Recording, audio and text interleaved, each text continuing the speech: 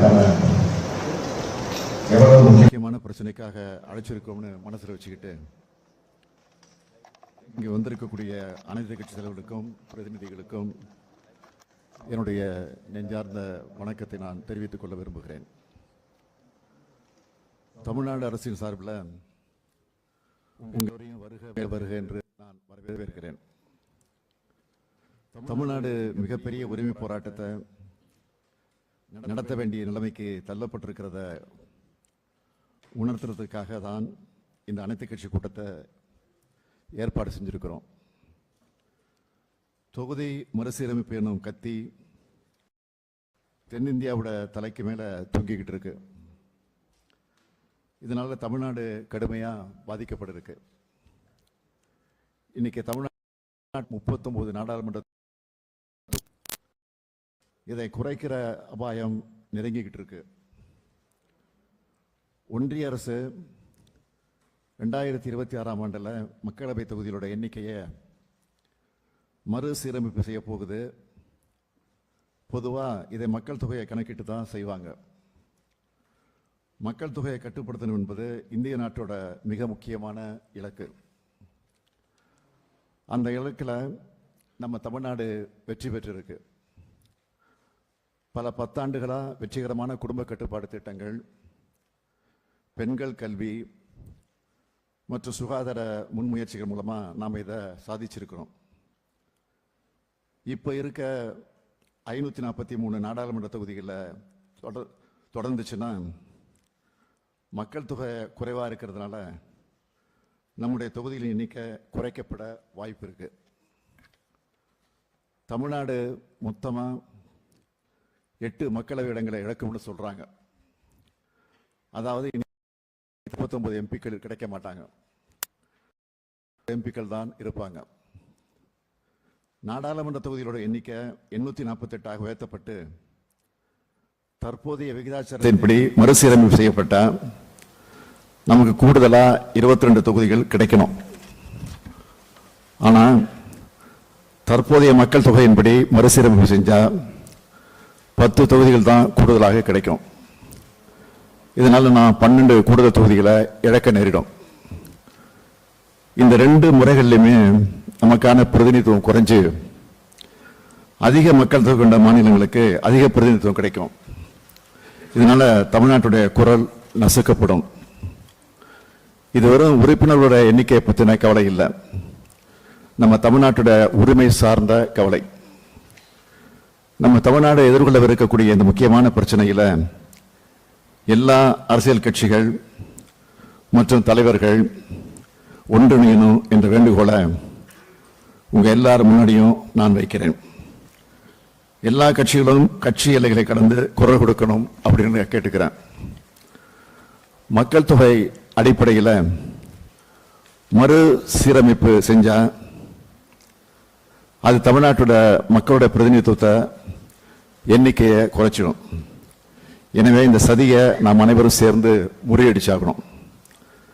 மக்கள் தொகை அடிப்படையில் மக்களவை, மாநிலங்களவை மற்றும் சட்டமன்ற பேரவைகளோட இடங்கள் குறையும்னு சொல்றது மக்கள் தொகை கட்டுப்பாடு என்னும் கொள்கையை முனைப்பா செயல்படுத்தி நாட்டு வளர்ச்சியில் பெரும் பங்காற்றுள்ள தென் மாநிலங்களுக்கு தரப்படுகிற தண்டனையாகத்தான் அமையும். இதை முன்கூட்டியே உணர்ந்துதான் கடந்த ஆண்டு பிப்ரவரி மாதம் 14ஆம் நாள் தமிழ்நாடு சட்டமன்றத்தில் நம்ம தீர்மானத்தை நிறைவேற்றணும்.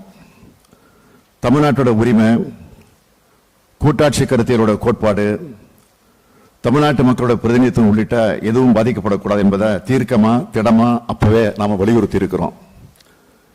இந்த தொகுதி மறுசீரமைப்பு என்பது தமிழ்நாட்டுக்கு மட்டுமல்ல, ஒட்டுமொத்த தென்னிந்தியாவுக்கே அபாயமான செயல். இதுல நமக்குள்ள கருத்து மாறுபாடு இருக்குதுன்னா இருக்காது, நமக்குள்ள கருத்து மாறுபாடு நிச்சயமா இருக்காதுன்னு நான் நினைக்கிறேன், இருக்கக்கூடாதுன்னு விரும்புறேன். இந்திய நாட்டோட கூட்டாட்சி அமைப்புக்கும் தென் மாநிலங்களோட அரசியல் உரிமைக்கும் இது அச்சுறுத்தலை ஏற்படுத்துது. இது இந்திய ஜனநாயகத்தில் தமிழ்நாட்டுக்கு கிடைக்கிற அரசியல் பிரதிநிதித்துவ உரிமை மீதான நேரடி தாக்குதல். இப்படி ஒரு சம நீதியற்ற அநீதியான தொகுதி மறுசீரமைப்பு செயல்படுத்தப்பட்டால் இந்திய அரசியலில் தமிழ்நாட்டோட குரல் நெரிக்கப்படும். தமிழ்நாட்டுடைய நலன் மற்றும் தமிழ்நாட்டு மக்களுடைய நலன் ஆகியவற்றை பாதுகாக்கிறதுல நம் மாநிலத்தில் இருக்கக்கூடிய பலம் குறைக்கப்படும்.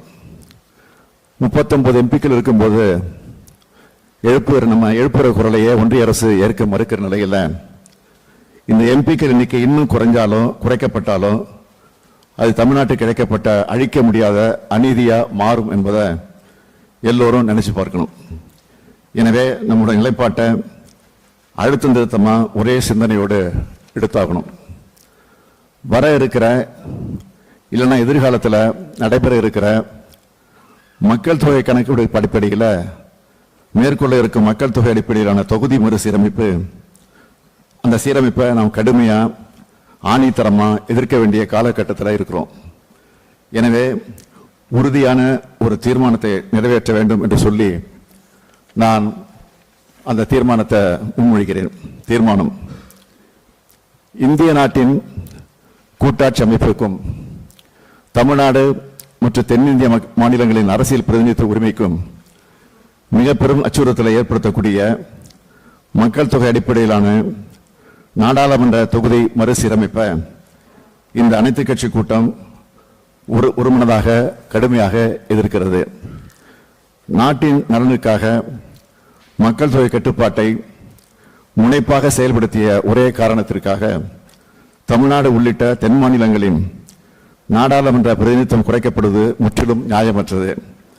இந்த வகையில் மக்கள் தொகை கட்டுப்பாட்டை அனைத்து மாநிலங்களும் முன்னெடுப்பதை ஊக்குவிக்கும் வகையில் 1971ஆம் ஆண்டு மக்கள் தொகை அடிப்படையிலேயே நாடாளுமன்ற தொகுதிகள் தொடர்ந்து வரையறுக்கப்படும் என்று கடந்த 2000 ஆண்டில் அன்றைய பிரதமர் அவர்கள் உறுதியளித்தவாறு தற்போதும் இந்த வரையறை 2026 மேலும் 30 ஆண்டுகளுக்கு நீட்டிக்கப்படும் என்று மாண்புமிகு பிரதமர் அவர்கள் நாடாளுமன்றத்தில் உறுதி அளிக்க வேண்டும். மேலும் நாடாளுமன்றத்தில் தற்போதைய உறுப்பினர் எண்ணிக்கை உயர்த்தப்படும் பட்சத்தில் 1971ஆம் ஆண்டு மக்கள் தொகை அடிப்படையில் தற்போது நாடாளுமன்றத்தின் இரு வகைகளிலும் மாநிலங்களுக்கிடையே எந்த விகிதத்தில் தொகுதியின் எண்ணிக்கை உள்ளனவோ அதே விகிதத்தில் தமிழ்நாடு உள்ளிட்ட தென் மாநில தொகுதியின் எண்ணிக்கையை உயர்த்துவதற்கு தேவையான அரசியல் சட்ட திருத்தத்தை மேற்கொள்ள வேண்டும் என ஒன்றிய அரசை இந்த அனைத்து கட்சி கூட்டம் வலியுறுத்துகிறது. தொகுதி மறுசீரமைப்புக்கு தமிழ்நாடு எதிரானதாக இல்லை என்றும் அதே சமயம் கடந்த 50 ஆண்டுகளாக சமூக பொருளாதார நலத்திட்டங்களை சிறப்புற செயல்படுத்தியதற்கான தண்டனையாக தொகுதி மறுசீரமைப்பு அமைந்துவிடக்கூடாது எனவும் அனைத்து கட்சி கூட்டம் வலியுறுத்துகிறது. இக்கோரிக்கைகளை தமிழ்நாட்டின் குறைந்தபட்ச கோரிக்கைகளாக அனைத்து கட்சி கூட்டம் முன்வைக்கிறது. இக்கோரிக்கைகளையும் அவை சார்ந்த போராட்டத்தை முன்னெடுத்து செல்லவும் மக்கள் மத்தியில் இப்பிரச்சனை குறித்த விழிப்புணர்வை ஏற்படுத்திடவும் தமிழ்நாடு உள்ளிட்ட தென் மாநிலங்களிலிருந்து நாடாளுமன்ற உறுப்பினர்களை கொண்ட கட்சிகளின் பிரதிநிதிகள் அடங்கிய கூட்டு நடவடிக்கை குழு ஒன்றை அமைத்திடவும் அதற்கான முறையான அழைப்பை மேற்படி கட்சிகளுக்கு அனுப்பி வைக்கவும் இக்கூட்டம் தீர்மானிக்கிறது. இந்த தீர்மானத்தின் மீதான உங்களுடைய கருத்தை அனைத்து கட்சி தலைவர்களும் பதிவு செய்ய வேண்டும் என்று கேட்டுக்கொள்கிறேன். மீண்டும் உங்கள் எல்லோருக்கும் என்னுடைய மனமார்ந்த நன்றியை தெரிவிச்சுக்கிறேன். நன்றி, வணக்கம்.